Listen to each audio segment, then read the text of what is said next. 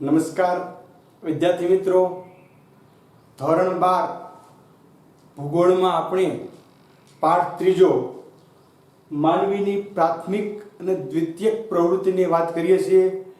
ગઈકાલે આપણે માનવીની દ્વિતીયક પ્રવૃત્તિઓ વિશેની વિસ્તૃત માહિતી મેળવી કે માણસ પ્રાથમિક પ્રવૃત્તિમાં જે વસ્તુ ઉત્પન્ન કરે છે એનો ઉપયોગ કરી અને દ્વિતીયક પ્રવૃત્તિ કરવામાં આવે છે. એટલે દ્વિતીયક પ્રવૃત્તિ માટે પ્રાથમિક પ્રવૃત્તિનું ખૂબ મહત્વ રહેલું છે અને જે વિસ્તારમાં જે પ્રકારની પ્રાથમિક પ્રવૃત્તિ હોય એ પ્રકારની દ્વિતીયક પ્રવૃત્તિ ત્યાં આપણને જોવા મળે છે. સાથે સાથે એ પણ આપણે વાત કરી કે દ્વિતીયક પ્રવૃત્તિને પ્રાથમિક પ્રવૃત્તિથી અલગ પાડવા માટે ઉદ્યોગ આવું નામ આપવામાં આવ્યું છે. ઉદ્યોગ એટલે શું એની વ્યાખ્યા આપણે જોઈ કે નવી વસ્તુનું સર્જન પ્રાથમિક વસ્તુમાંથી એનું રાસાયણિક કે યાંત્રિક ફેરફાર કરી નવી વસ્તુનું સર્જન કરવું, આ એટલે ઉદ્યોગ.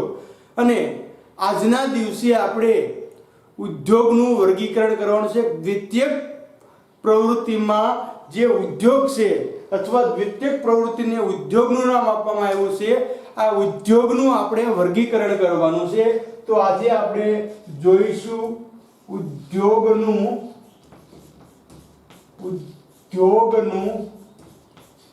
વર્ગીકરણ. તો મુખ્યત્વે ઉદ્યોગનું 3 ભાગમાં વર્ગીકરણ આવે છે. 3 પ્રકાર એના પાડવામાં આવ્યા છે. પહેલો પ્રકાર ગૃહ ઉદ્યોગો, જેને કુટીર ઉદ્યોગો પણ કહેવામાં આવે છે. બીજો પ્રકાર લઘુ ઉદ્યોગો, જે નાના પ્રકારના ઉદ્યોગો હોય છે. અને ત્રીજો પ્રકાર જે છે મોટા પાયાના ઉદ્યોગો, જે વિશાળ પાયામાં અથવા કારખાના કે ફેક્ટરી દ્વારા મોટા પાયાના ઉદ્યોગો સ્થાપવામાં આવે છે.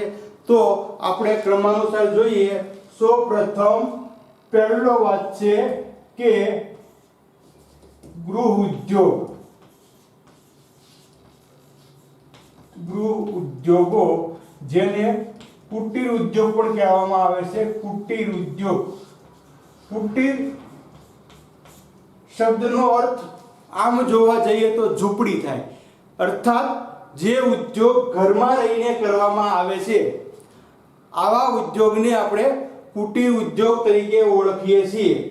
તો આપણે એ બાબતની જાણકારી લઈએ તો ગૃહ ઉદ્યોગ એ ઔદ્યોગિક એકમોનું સૌથી નાનું સ્વરૂપ છે. ગૃહ ઉદ્યોગો જે છે આ ઔદ્યોગિક એકમોનું સૌથી નાનું સ્વરૂપ. ઉદ્યોગોમાં નાનામાં નાનું સ્વરૂપ કોઈ હોય તો તે ગૃહ ઉદ્યોગો છે. આપણે ખાલી જગ્યા અથવા ખરા ખોટા પણ આ પોઈન્ટ ખૂબ મહત્વનું છે કે ગૃહ ઉદ્યોગો એ ઔદ્યોગિક એકમોનું સૌથી નાનું સ્વરૂપ છે. આ વિધાન ખરું કે ખોટું? તો એ ખરું આવશે.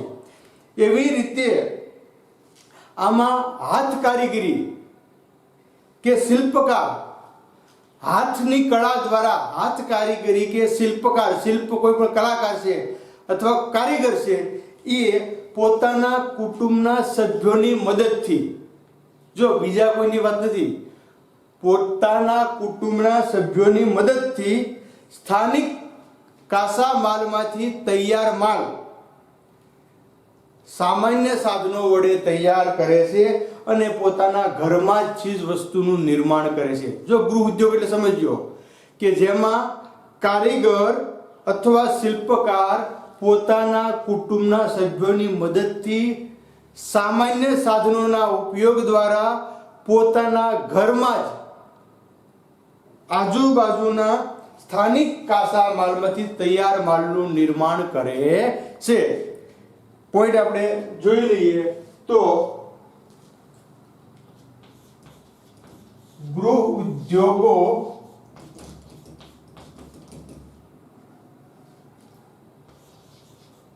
ઔદ્યોગિક ઉત્પાદનનું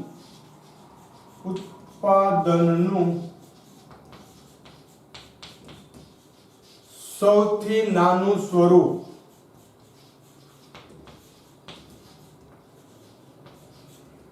ગૃહ ઉદ્યોગો છે એ ઔદ્યોગિક ઉત્પાદનનું સૌથી નાનું સ્વરૂપ છે. હવે આની વાત આપણે કરીએ તો કારીગર કે શિલ્પકાર પોતાના કુટુંબના સભ્યોની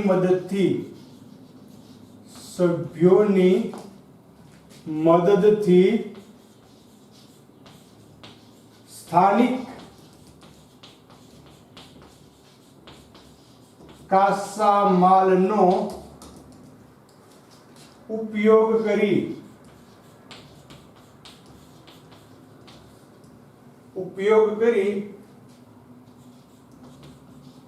પોતાના ઘરમાં જ ચીજ વસ્તુનું નિર્માણ કરે છે. એના માટે તે બહાર જવાની જરૂર પડતી નિર્માણ કરે છે. ગૃહ ઉદ્યોગોની વાત કરીએ તો ગૃહ ઉદ્યોગોમાં ઉત્પાદન કાર્ય ખૂબ જ મર્યાદિત હોય છે, કેમ કે ઓછા સાધનો અને ઓછા વ્યક્તિ દ્વારા ઉત્પાદન થાય છે, એટલે ઉત્પાદન છે એ મર્યાદિત હોય છે. મોટા પાયા ઉત્પાદન થઈ શકતું નથી. એવી જ રીતે ગૃહ ઉદ્યોગો દ્વારા ઉત્પન્ન થયેલી ચીજ વસ્તુઓ સ્થાનિક બજારમાં વેચવામાં આવે છે. એને કોઈ જગ્યાએ બહાર એક્સપોર્ટ કરવામાં આવતી નથી અથવા બહાર મોકલવામાં આવતી નથી. નજીકના સ્થાનિક વિસ્તારમાં જ એનું વેચાણ કરવામાં આવે છે. દાખલા તરીકે આપણે જોઈએ તો ગૃહ ઉદ્યોગો માટે મૂડી અથવા પરિવહનની સુવિધાની બહુ જરૂર પડતી નથી, કેમ કે સ્થાનિક બજારમાં જ હોય. ઘરના લોકો કામ કરે, મૂડી પણ વધારે જોઈતી નથી. કુંભાર, લુહાર, મોસી વગેરે પરંપરાગત ગૃહ ઉદ્યોગો સ્વરૂપે ચીજ વસ્તુઓ બનાવે છે. આ બધા વ્યવસાયોની આપણે વાત કરી, આ બધાનો સમાવેશ ગૃહ ઉદ્યોગમાં થાય છે. અને પરંપરાગત રીતે વર્ષોથી પેઢી દર પેઢી આ લોકો પોતાના ઘરે ચીજ વસ્તુઓ બનાવે છે. એશિયા અને આફ્રિકા આ બે ખંડોમાં જોવા જઈએ તો એશિયા અને આફ્રિકાના દેશોમાં આજે પણ આવા ગૃહ ઉદ્યોગો દ્વારા ચીજ વસ્તુનું ઉત્પાદન થાય છે. આજે પણ એશિયા અને આફ્રિકાના દેશોમાં આવા ઉદ્યોગ દ્વારા ચીજ વસ્તુનું ઉત્પાદન કરવામાં આવે છે. અને તેમાંથી ઉત્પાદનને આધારે કેટલીક ચીજ વસ્તુઓની માંગ આજે પણ વિકસિત દેશોમાં ખૂબ વધારે છે. હાથ બનાવટની વસ્તુની આજે પણ વિશ્વમાં ખૂબ માંગ રહેલી આપણને જોવા મળે છે. હવે આપણે આના પોઈન્ટ જોઈ લઈએ. બે પોઈન્ટ લખ્યા હતા આપણે કે ઔદ્યોગિક એકમોનું સૌથી નાનું સ્વરૂપ, શિલ્પકાર પોતાના ઘરના સભ્યોની મદદથી સામાન્ય સાધનો વડે પોતાના ઘરમાં ચીજ વસ્તુનું ઉત્પાદન કરે છે. ત્યાર પછી ઉત્પાદન કાર્ય ખૂબ જ મર્યાદિત.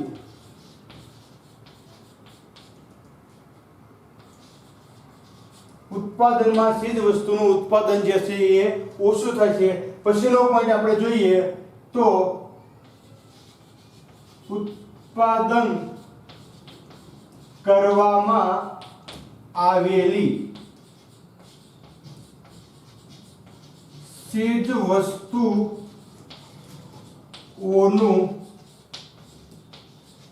સ્થાનિક બજારમાં વેચાણ.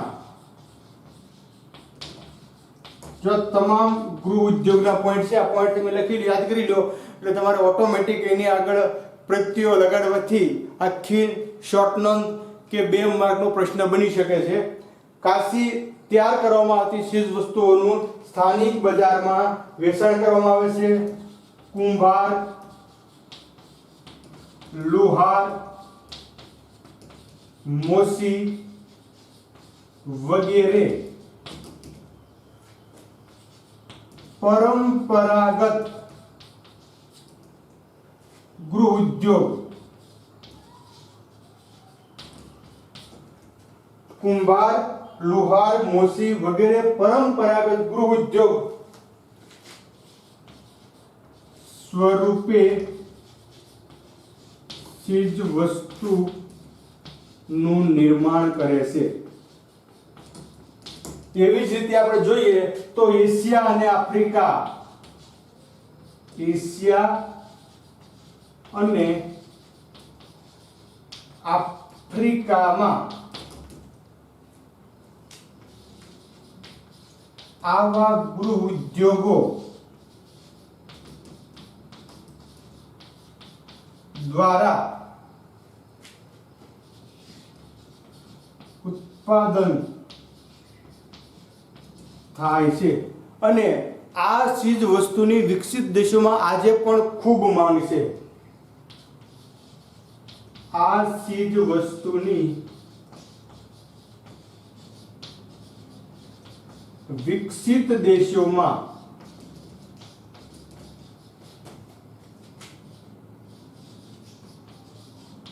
આજે પણ ખૂબ જ માંગ છે. તો આ રીતે આપણે ગૃહ ઉદ્યોગની બાબત રજૂ કરી શકીએ. હજી એક બે પોઈન્ટ છે આપણે જોઈએ.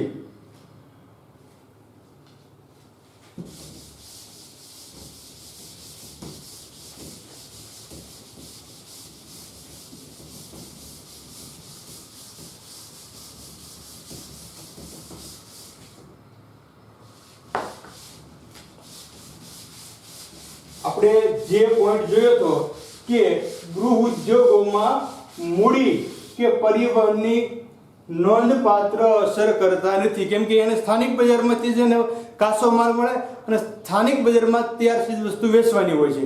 એટલે મૂડી રોકાણ કે પરિવહનની નોંધપાત્ર અસર જોવા મળતી નથી. કાપડ, ચટાઈઓ, વાસણો, ફર્નિચર, નાની મૂર્તિઓ, પથ્થરની ચીજો, માટીના વાસણો, ચામડામાંથી બનાવેલી ચીજ વસ્તુઓ જેવી કે બૂટ, ચપ્પલ, સોનાના કે તાંબાના ઘરેણાં, વાંસમાંથી બનાવેલ ચીજો વગેરે ગૃહ ઉદ્યોગો દ્વારા તૈયાર કરવામાં આવે છે.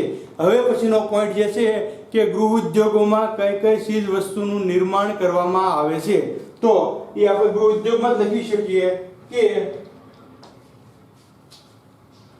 મૂડી અને પરિવહન ની ખાસ અસર નથી. એવી જ રીતે આપણે જોઈએ તો કપડા, ચટાઈઓ,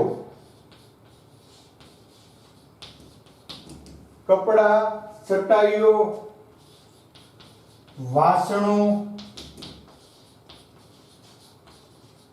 ફર્નિચર, નાની મૂર્તિઓ,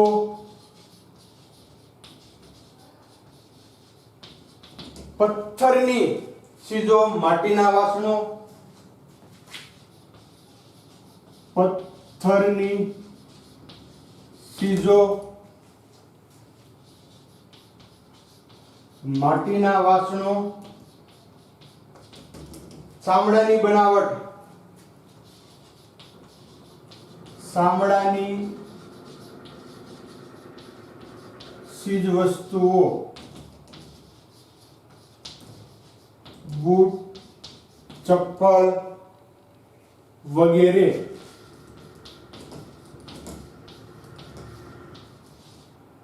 ગૃહ ઉદ્યોગો. હજી એક વસ્તુ રહી ગઈ છે, બાકી સોરી લખી નાખજો. વાંસની ચીજ વસ્તુઓ, જે વાંસમાંથી આપણે જે ટોપલા, ટોપલી કે ઘણા બધા રમકડા પણ એમાંથી બનાવવામાં આવે છે. આદિવાસી વિસ્તારમાં આપણે જઈએ તો ત્યાં લોકો વાંસમાંથી ચીજ વસ્તુઓ બનાવવાનો ગૃહ ઉદ્યોગ કરતા આપણને જોવા મળે છે. એટલે વાંસની ચીજ વસ્તુઓ વગેરે ગૃહ ઉદ્યોગ દ્વારા તૈયાર કરવામાં આવે છે. તો આ રીતની આપણે ગૃહ ઉદ્યોગની વાત જોઈ શકીએ. ફરી પાછો ટૂંકમાં રિપીટ કરશું, પણ ત્રણ રીતે પહેલા જોઈ લઈએ. ગૃહ ઉદ્યોગો ત્યાર પછી લઘુ ઉદ્યોગો, જે ગૃહ ઉદ્યોગ કરતા મોટું સ્વરૂપ છે અને મોટા ઉદ્યોગ કરતા નાનું સ્વરૂપ છે.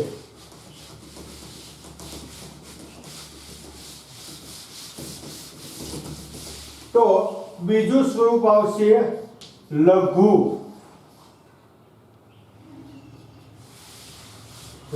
ઉદ્યોગો.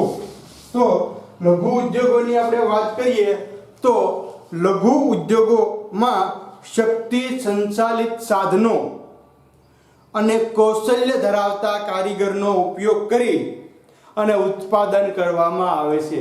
જો અહીંયા યંત્રો આવશે, શક્તિ સંચાલિત સાધનો કે જે ખનિજ કોલસો, ખનિજ તેલ કે કુદરતી ગેસ દ્વારા ચાલતા હોય, એટલે શક્તિ સંચાલિત સાધનોનો ઉપયોગ કરી કુશળ કારીગરોની કલાનો મદદ લઈ અથવા કુશળ કારીગરો, નિષ્ણાંત કારીગરોની મદદ લઈ અને ઉત્પાદન કરવામાં આવે છે. એવી જ રીતે આના માટેનો જરૂરી કાચો માલ સ્થાનિક બજારમાં ઉપલબ્ધ ન થતો હોય તો દૂરથી મંગાવવામાં આવે છે.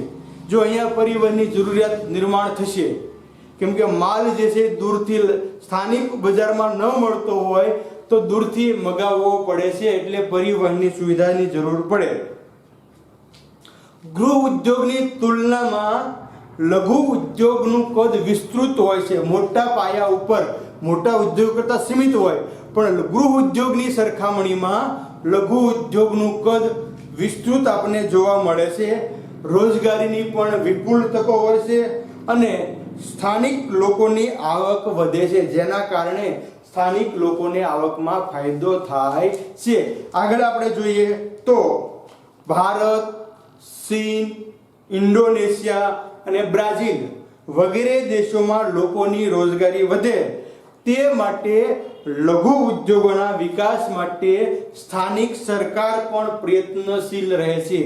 જે વિકસિત હાલમાં વિકસતા રહેલા છે અથવા વિકાસશીલ દેશો છે, આવા દેશોની વાત કરીએ તો ભારત, ચીન, ઇન્ડોનેશિયા અને બ્રાઝિલના દેશોમાં આવા લઘુ ઉદ્યોગોનો વિકાસ થાય એટલા માટે તેની સ્થાનિક સરકાર પણ ખૂબ પ્રયત્નો કરે છે. ભારતમાં અને ચીનમાં કાપડ, રમકડા, ફર્નિચર, ખાદ્ય તેલ અને ચામડાના સામાન વગેરેનું ઉત્પાદન લઘુ ઉદ્યોગોના એકમો દ્વારા કરવામાં આવે છે. કઈ કઈ વસ્તુનું નિર્માણ થાય છે ફરી રિપીટ કરીએ તો કાપડ, ત્યાર પછી રમકડા, ફર્નિચર, ખાદ્ય તેલ અને ચામડાનો સામાનની વગેરે ચીજ વસ્તુનું ઉત્પાદન આવા લઘુ ઉદ્યોગોના એકમો દ્વારા કરવામાં આવે છે. તો હવે આપણે પોઈન્ટ જોઈએ લઘુ ઉદ્યોગો. તો પહેલું જ લખીએ કે શક્તિ સંચાલન ના આધુનિક યંત્રો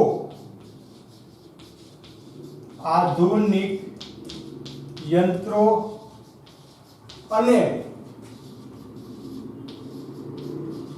કુશળ કારીગરો ની મદદથી ઉત્પાદન. પહેલો પડે કે લઘુ ઉદ્યોગ, ઓલા આપણે ગૃહ ઉદ્યોગમાં જોયું હતું તો કારીગર જે છે એમાં કુશળ શબ્દ ન હતો. કારીગર જે છે એ પોતાના ઘરમાં કુટુંબના સભ્યોની મદદથી જ કામ કરતો હતો. જ્યારે લઘુ ઉદ્યોગમાં આપણે જોયું કે આધુનિક યંત્રો અને કુશળ કારીગરની મદદથી ઉત્પાદન કરવામાં આવે છે. જરૂરી કાચો માલ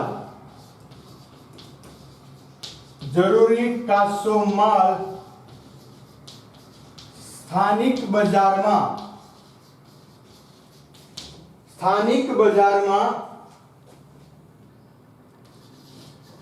ઉપલબ્ધ ન હોય તો દૂરથી મંગાવવામાં આવે છે.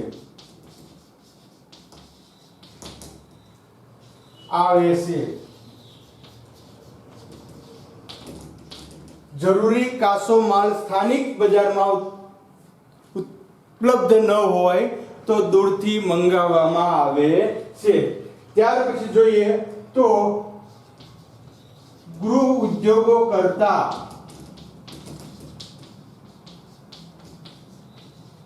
લઘુ ઉદ્યોગ નું કદ વિસ્તૃત હોય છે. મોટા પાયા પર ઉદ્યોગ કરવામાં આવે છે. ભારત, ચીન, ઇન્ડોનેશિયા અને બ્રાઝિલ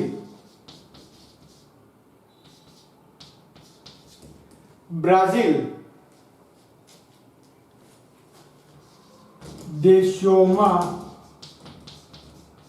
લઘુ ઉદ્યોગના વિકાસ માટે સ્થાનિક સરકાર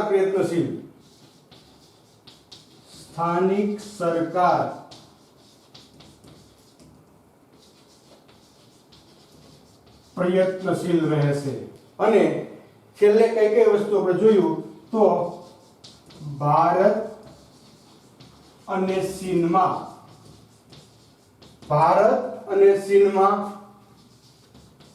કાપડ,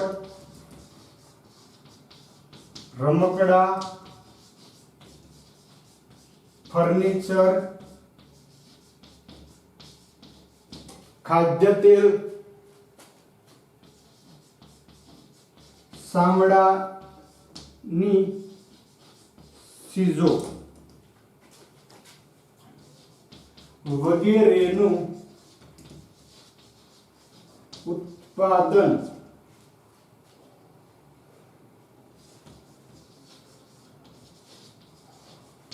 લઘુ ઉદ્યોગોમાં.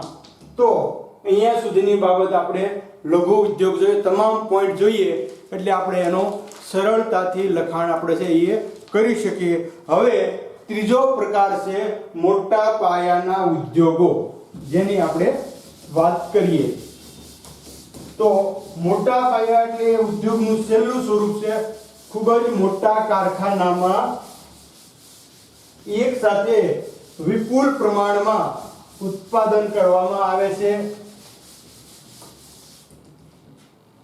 તો ત્રીજી બાબત આપણે જોઈ મોટા પાયાના ઉદ્યોગો. મોટા પાયાના ઉદ્યોગો. તો અહીંયા આપણને ખ્યાલ છે કે આના માટે વિસ્તૃત બજારો ઉપલબ્ધ જરૂર પડે છે. તો મોટા પાયાના ઉદ્યોગો માટે વિસ્તૃત બજારો, જુદા જુદા પ્રકારનો કાચો માલ, ઉર્જાના સાધનો, કુશળ કારીગરો, વધારે મૂડી, ભારે યંત્ર સામગ્રી, પાક્કા રોડ માર્ગ અને રેલ માર્ગ, વીજળીની પ્રાપ્તિ, પાણી, બેંક અને વીમાની સગવડની જરૂર પડે છે. જો આ પોઈન્ટ આપણે જોઈએ તો મોટા ઉદ્યોગો માટે કઈ સવલતોની જરૂર પડે છે, એ પહેલો પોઈન્ટ બને કે મોટા પાયાના ઉદ્યોગો માટે કઈ સવલતોની જરૂર પડે છે. તો આપણે જોયું પ્રમાણે લખી શકીએ. બીજી બાબત કે લોખંડ પોલાદનો ઉદ્યોગ, પેટ્રો રસાયણ પેટ્રોકેમિકલ્સનો ઉદ્યોગ, ઓટોમોબાઈલ્સનો ઉદ્યોગ, સિમેન્ટ ઉદ્યોગ વગેરે મોટા પાયાના ઉદ્યોગો છે. આવા ઉદ્યોગો માટે વ્યવસ્થા તંત્ર એ ઉચ્ચ મૂલ્ય આધારિત તથા જટિલ પ્રકારનું હોય છે. વ્યવસ્થાપન ઉચ્ચ પ્રકારનું હોવું જોઈએ. અહીંયા ઉત્પાદનની ગુણવત્તા અને વિશિષ્ટકરણ ઉપર વધુ ધ્યાન આપવામાં આવે છે. પ્રત્યેક મોટા એકમો જે છે પોતાની માલની ગુણવત્તા સારી રહે અને માર્કેટ વેલ્યુ જળવાઈ રહે આ માટે સતત પ્રયત્નશીલ હોય છે. મોટા પાયાના ઉદ્યોગોમાં એક સાથે વધુ માત્રામાં ચીજ વસ્તુનું ઉત્પાદન કરવામાં આવે છે. સાથે સાથે ઉત્પાદન થયેલી વસ્તુઓને વેચાણ અર્થે દૂરના માર્કેટમાં વિસ્તૃત બજારોમાં મોકલવામાં આવે છે. ઔદ્યોગિક ક્રાંતિ પછીના વર્ષોમાં આવા ઉદ્યોગોના વિકાસમાં ખૂબ જ વેગ મળ્યો છે. વિશ્વના ઘણા દેશોમાં આ પ્રકારના ઉદ્યોગો આજે પ્રસ્થાપિત થયેલા જોવા મળે છે. તો હવે આપણે મોટા ઉદ્યોગના પોઈન્ટ જોઈ લઈએ. તો મોટા પાયાના ઉદ્યોગો માટે વિસ્તૃત બજારો,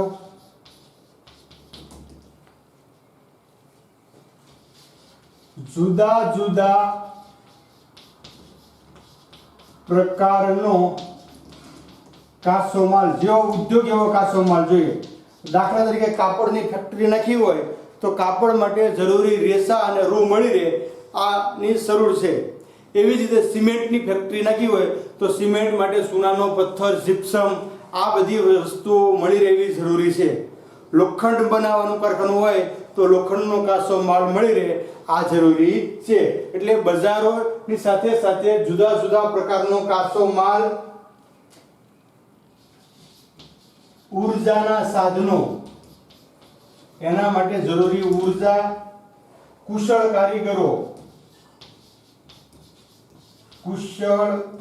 કારીગરો, સાથે સાથે વધારે મૂડી, અદ્યતન યંત્રો, ભારે અને અદ્યતન નવીન ટેકનોલોજી વાળેલા જે છે તે અદ્યતન યંત્રો, પાક્કા માર્ગો અને રેલ માર્ગો, પરિવહન માટે પાક્કા માર્ગો અને પરિવહન રેલ માર્ગો, વીજળીની પ્રાપ્તિ, પૂરતા પ્રમાણમાં ઉદ્યોગ માટે વીજળી મળી રહે, બેંક અને વીમાની સવલતો જરૂરી. આ દરેક વસ્તુ મોટા ઉદ્યોગ માટે જરૂરી છે. સાથે સાથે આપણે જોઈએ તો લોખંડ, પોલાદ, પેટ્રો રસાયણ ઉદ્યોગ, ઓટોમોબાઈલ્સ,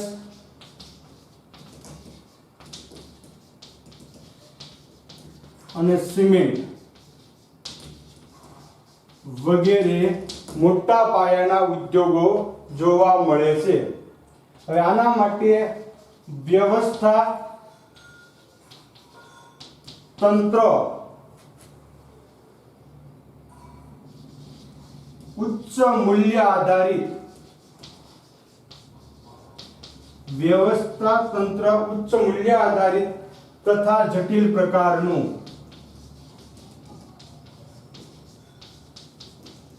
વ્યવસ્થા તંત્ર છે ઉચ્ચ મૂલ્ય આધારિત અને જટિલ પ્રકારનું હોવું જોઈએ.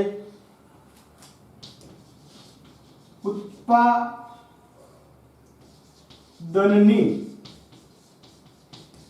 ગુણવત્તા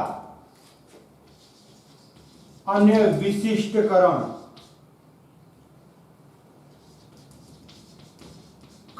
પર વધુ ભાર, પોતાનું બ્રાન્ડેડ વસ્તુ ગણાય એ પ્રમાણે કંપની ધ્યાન આપે છે. ચીજ વસ્તુનું ઉત્પાદન વધુ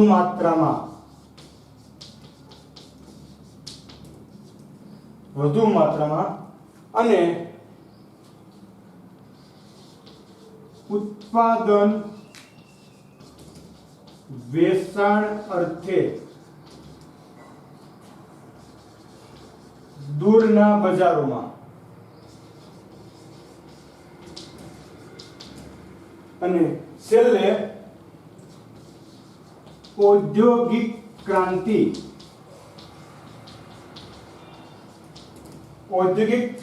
પછી મોટા પાયાના ઉદ્યોગોનો ખૂબ જ વિકાસ.